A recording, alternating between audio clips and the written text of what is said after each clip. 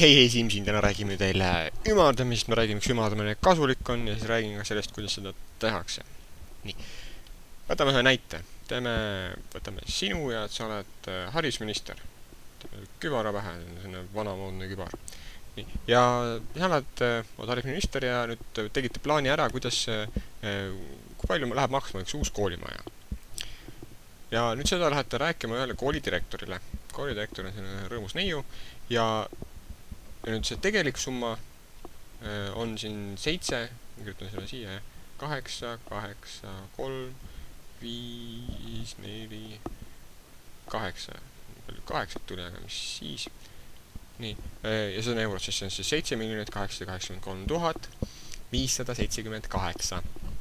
Nii, ja sa tahad seda edasi anda, seda info juba paberi peal tuli sellele direktorile ja nüüd sa lähed tema juurde ja tahad temaga sellest millestki rääkida ja tuletame, et tuleb mingi selline hetk, kus sa tahad öelda seda numbrit välja või sa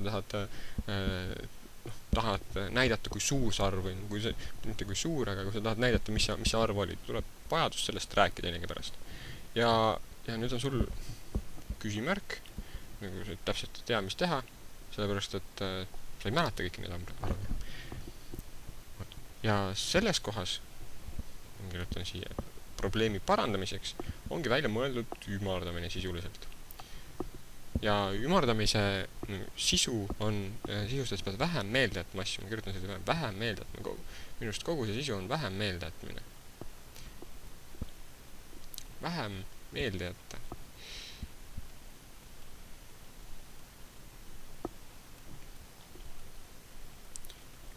Jätta infot.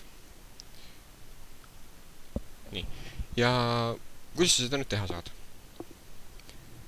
Kui me nüüd võtame nüüd selle ümardamise mõtte. Nüüd ümardamise mõte on see, et sa jätad vähem infot meelde, ehk siis sa nüüd otsustad, et sa ei ütle seda tervet numbrit välja, sa ei mäleta seda tervet numbrit. Et sa mäletad, et sa algas 7, 8, 8 ja 3 oli, ja ütleme, sa mäletad nii palju, aga see on ka juba, võib-olla liiga palju meelde võtta. Ja sa peas siis otsustasid, et sa ütled ära selle esimese osa, et sa tahad niimoodi öelda, et sa ütled esimese osa ja ülejäänud kirjutad nullid põhimõtteliselt. Et sa ütled, et see on 0, 8 on 0, 7 asemel on 0, 5 asemel on 0, 3 asemel on 0 ja nüüd sa otsid, et ma tahaks öelda nüüd seda ülejäänud välja. Ehk siis siia kirjutad 7 ja 8, 8. Ja nüüd, kui ma nüüd selle asja välja ütlen, panen kuula nüüd, et esimesel puhul on sul 7 883 578 eurot. Teisel puhul 8 880 000 eurot. Ma arvan, selle sõnade hulgast sa võid juba välja näha, et sa pidid palju vähem asju meelde jätma. Siis mina pidin meelde, et ma pidin seda palju vähem aega ütlema, ehk siis see on väga kasulik asi, kui räägid teise inimesega ja sa tahad talle mingit infot anda või mingit numbrit öelda, siis ümardamine on, siis eriti suurte numbrite puhul minu arust hädavajalik. Sest esiteks juba, et mulle ei meelde need numbrid ja teiseks see, et inimene neid saaks meelde jätta, et tõenäoliselt inimesele jääb 3 numbrit palju lihtsamini meelde, et kui nüüd pärast tema direktor räägib kellelegi järgmisele inimesele edasi, siis tal on lihtsam ilmselt meelde jätta, et see oli nagu 788, 788, 7 880 000. Seda on tal palju lihtsam siis edasi anda. Võib-olla, kui sa nii palju viitsi meelde jätta, sa võid jätta ainult ilmselt 2 meelde või mingi muu arv. Selles mõttes, et see on sinu enda valik, et palju sa tahad meelde jätta. Ja ma nüüd räägin sellest põhimõttest, kuidas seda nüüd tehakse, mis selle sisu on või kuidas seda teha niimoodi, et ta jääks ikkagi adekvaatne. Et sa võid öelda ka, et sa võid seda ebaadekvaatselt ka teha, et sa võid öelda, et 7 880 000 oli 20 miljonit umbes. Sellest sa oled ümardanud ise, sa oled jätnud palju vähem infot meelde, aga sa oled jätnud niimoodi, et sa oled seda algset infot paisutanud nii palju, et see enam ei ole see tegelikult ei ütle mitte midagi, see on vale informatsioon, mis edastad. Et siis me otsime üles, kus on see piir, et on mõistlik niimoodi öelda. Või mis on see mõistlik ümardamise piir siis sisuliselt, me otsime seda. Kuidas teised inimesed saavad sellest ka aru saada. Nii. Ja oletame, et võtame siis näiteks 500 38 ja me tahame seda ümardada kümnelisteni. Kümnelised. Seda öeldakse ka, et ma tahan ümardada lähima kümneni. Ehk siis informatsiooni mõttes see tähendab seda, et ma kirjutan viimase nulliks, selle arvu siis nulliks 8, kuna ma ei taha seda meelde jätta. Ja kirjutan siia midagi, ehk siis ma kirjutan 2 numbrit ja siis 0. Siis mul on vähem infot meelde. Üritame nüüd üles leida selle, et mis see nende lünkades on. Ja selleks kasutame arvkiiret. Nii, arvkiire peal ma siis kannan ära, numbrid kanname ära näiteks, siin on 500. See on siis, vaatame, et see on 505, 510 on see järgmine, 510, ehk siis selle ühe ühiku pikkus on siis 5, 520, auks kirjutada ka niimoodi, 530, 540, 40, 550, 560. Nii, ja nüüd mida see ümardamine tähendab, ma ütlen veel kord. See tähendab, et tuleb leida lähim 10 sellele arvule. Ehk siis üritame leida üles, kus on 538 arv telje peal.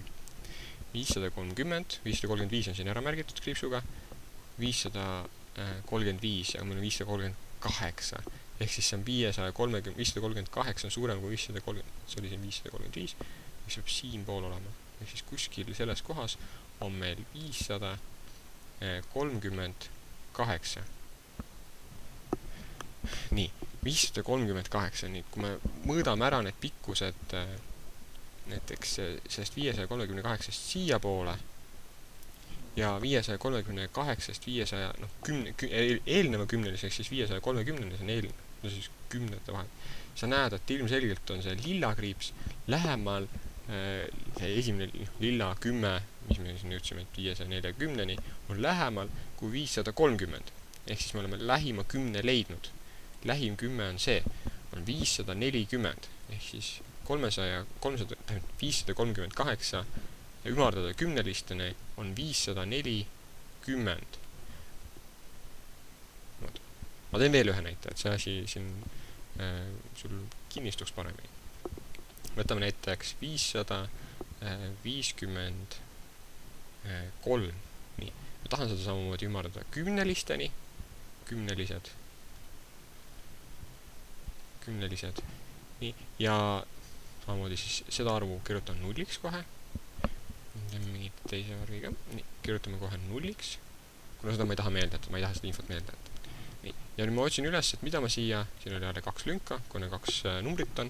Ja ma tahan leida üles, et mis on nüüd lähim kümneline sellele arvule. 553, lähim kümneline. Nii, otsime seda arv telje peal. 550 on siin, 560, ehk siis on 550 ja 560 vahel. 555 on siin, see kriips on 555 ja 5 ja 3, ehk siis ma pean siia poole liikuma pisut ja kirjutan siia peale punkti ära ja see punkt siin suuremana ongi 553. Nii, ja kui me nüüd teeme selle sama asja, et mõõdame seda pikkust lihtsalt, teeme visuaalselt niimoodi, et kirjutame järgneva kümneni ja tõmbame kriipsuga eelneva kümneni, ehk see on 550 siin. Ja ilmselgelt sa näed praegu, et see valge kriips on väiksem kui lilla kriips. Ehk 553 on lähem 550-le, 5 kui 560-le. Ehk siis ma võin vabalt kirjutada siia, ja siin oli 550. Ehk siis me olemegi ümardunud lähima kümneliseni. Lähimate kümnelisteni. Nii.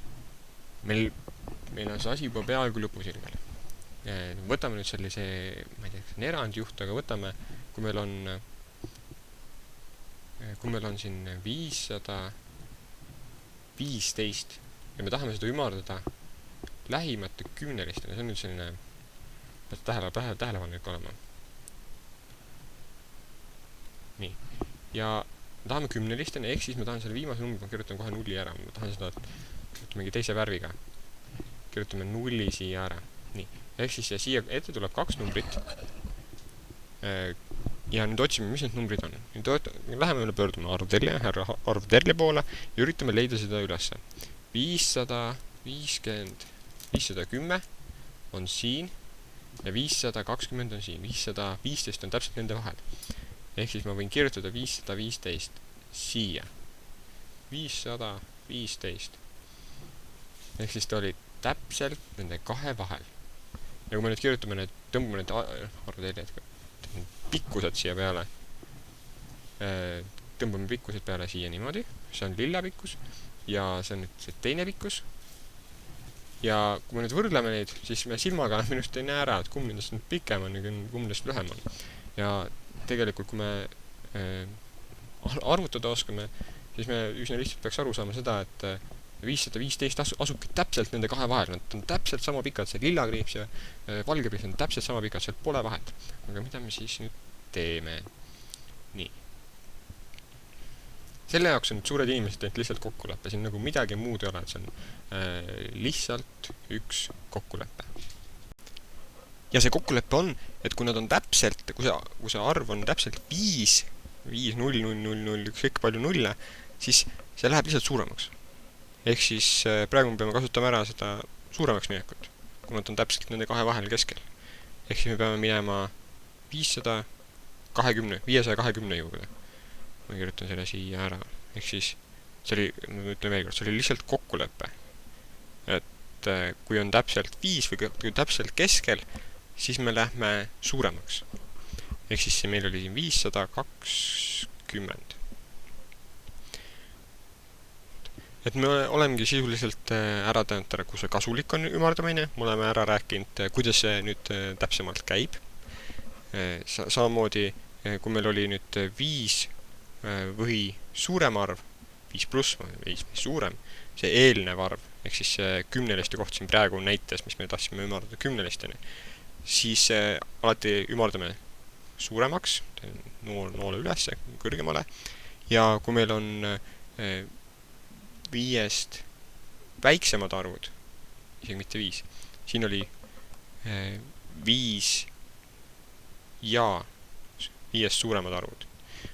Ma kirjutan siia 5 ja 5-st suuremad arvud, siis me läheme ülesse poole, ja kui meil on 5 allapoole, ma ei tea, lihtsalt miinus lihtsalt sümboolselt, siis me peame allapoole ümardama. See on lihtne reeglipõhine. Ma arvan, et sa oled valmis minna teha harjutusi harjutusväljakul ja proovi näiteks poes ümardada, vaata, mis poes on väga palju ümardust võimalik teha, seal on suured numbrid ja palju tegemist, vaata, kuidas seal hakkama saad. Ole tubli!